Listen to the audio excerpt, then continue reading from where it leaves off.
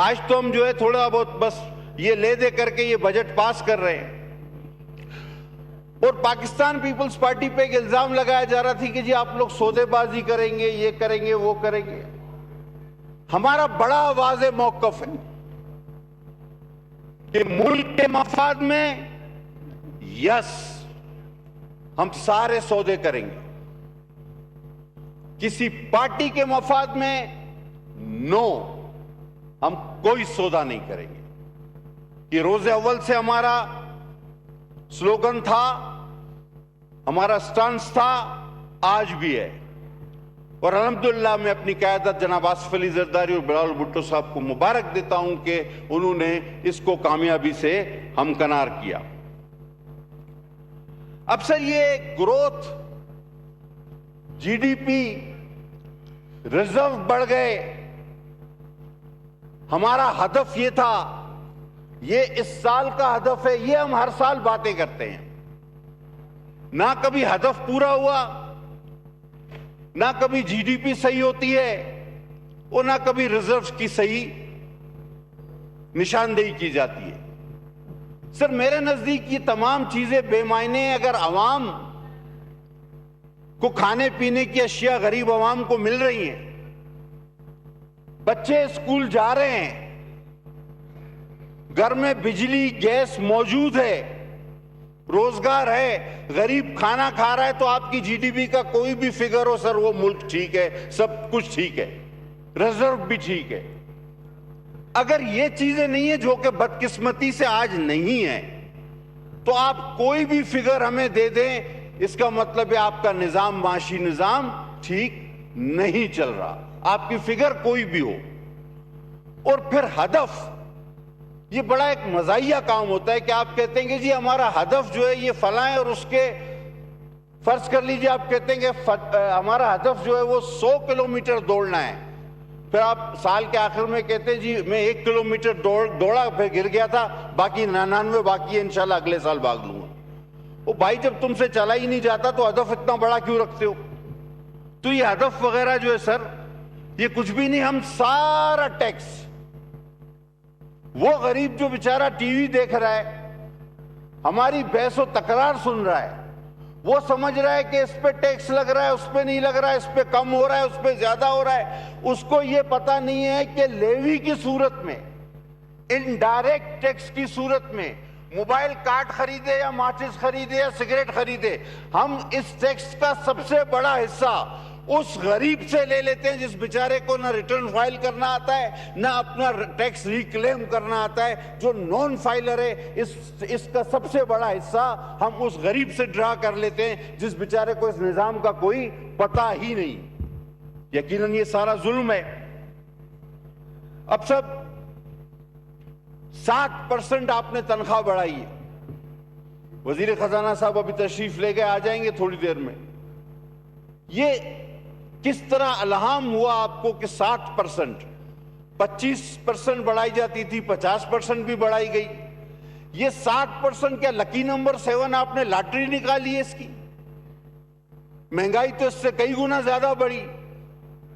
تو یہ 60% کس طرح نکالا گیا, کس چیز کا نچوڑ ہے؟ مہربانی فرما کے ہمیں یہ بتایا جائے. اگر آپ 25-50 نہیں کر سکتے تو کم از کم راؤنڈ فگر کوئی 10, 15, 20 تک تو چلے جائیں. یہ 60 کہیں بھی ایگزسٹ نہیں کرتا. اور آپ نے تنخواہ دار کی تنخواہ 39,000 سے 41,000 کر دی. تو سر ساتھ میں ان سب کو ایک ایک الماری, ایک تجوری بھی تو دے. اتنا پیسہ ہی رکھیں گے کہاں؟ یہ جو خزانہ جمع کریں گے اس دور میں, تو ان سارے ملازمین کو, سرکاری ملازمین کو کچھ نہ کچھ جمع کرنے کے لیے تجوریاں بھی ضرور فراہم کی جائیں. اب ایک وزیر صاحب ہمارے پروفیسر ٹائپ پہ ابھی موجود تھے, وہ کہتے ہیں کہ آپ انتشار مت پھیلائیں, عوام کو سمجھائیں کہ مہنگائی کیوں ہو رہی ہے. اب یہ وہی بات ہے کہ بکرے کو سمجھاؤ کہ تمہیں ذبح کیوں کیا جا رہا ہے. اب آپ اس کو بولو کہ سنت ابراہیمی ہے تو کیا بکرا خود ہی لیٹ جائے گا؟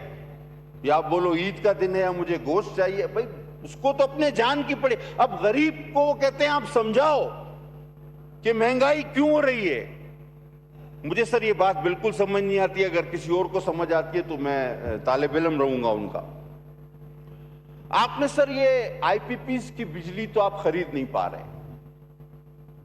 آپ کے پاس سرپلس ہے, آپ اس کے پیسے دے رہے ہیں, ملک خسارے میں جا رہا ہے. مجھے سمجھ نہیں آتی آپ نے اتنے پیسے یہ سارے ڈیمز پر کیوں رکھے. یعنی اس وقت جو بجلی موجود ہے اس کے تو آپ بغیر استعمال کیے پیسے دے رہے ہیں, اور سارے پیسے آپ نے ڈیمز پر رکھے. ہو سکتا ہے کہ اس کے پیچھے کوئی آپ کا عقل ہو, کوئی آپ کی پلاننگ ہو, تو مجھے بتایا جائے کہ شاید وہ جب آئی پی پیز کے کانٹریکٹ ختم ہو جائیں گے تو پھر آپ ڈیم سے بجلی لیں گے, یا آپ واٹر ریزروائر بنا رہے ہیں, تو سمجھ میں آتا ہے. اب سر ایک اور عجیب مذاق کیا انہوں نے کہ سولر پینل پہ کہتے ہیں ٹیکس ہم نے جو ہے نا کم کر دیا, ختم کر دیا, لیکن انورٹر پر ٹیکس رہے گا. اب سر بلب پر ٹیکس ختم کر دے, تار پر ٹیکس لگا دے, بغیر تار کے بلب کیسے جلے گا؟ یہ کون سا کام ہے؟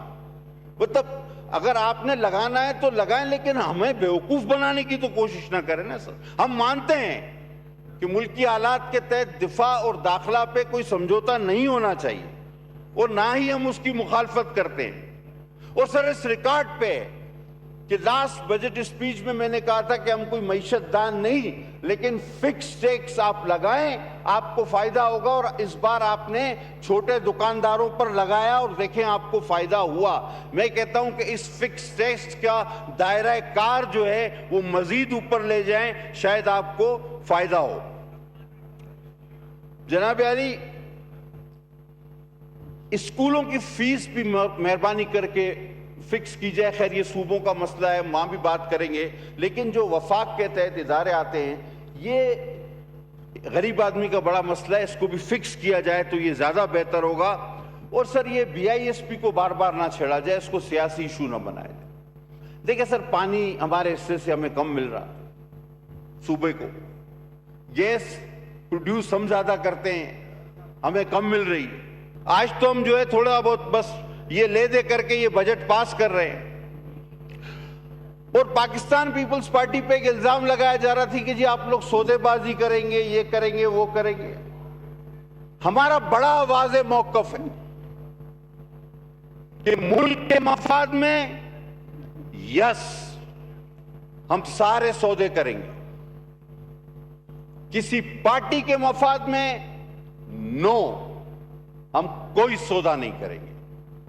یہ روز اول سے ہمارا سلوگن تھا, ہمارا سٹانس تھا, آج بھی ہے. اور الحمدللہ میں اپنی قیادت جناب آصف علی زرداری اور بلاول بھٹو صاحب کو مبارک دیتا ہوں کہ انہوں نے اس کو کامیابی سے ہمکنار کیا. اب سر یہ growth, G D P, reserve بڑھ گئے,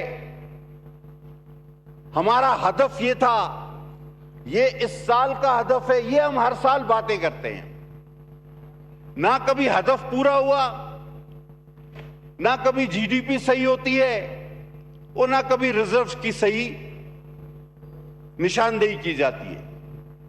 سر میرے نزدیک یہ تمام چیزیں بے معنی ہیں. اگر عوام کو کھانے پینے کی اشیاء غریب عوام کو مل رہی ہیں, بچے اسکول جا رہے ہیں, گھر میں بجلی گیس موجود ہے, روزگار ہے, غریب کھانا کھا رہا ہے, تو آپ کی جی ڈی پی کا کوئی بھی فگر ہو سر وہ ملک ٹھیک ہے, سب کچھ ٹھیک ہے, ریزرو بھی ٹھیک ہے.